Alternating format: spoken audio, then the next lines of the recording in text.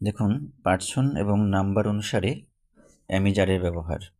ওকে, এই কলামটায় singular number, এই কলামটায় plural number, অর্থাৎ একবচন এবং বহুবচন। এখানে দেখুন এই রো অনুযায়ী কী আছে, first person, second person, third person. ঠিক আছে, মানে I, we, you, you, he, she, Ram, it, এখানে দে।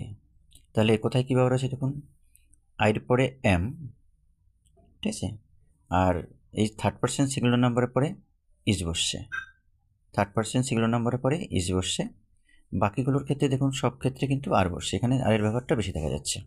ঠিক আছে, এখানে আরের ব্যবহারটা বেশি দেখা যাচ্ছে। তাহলে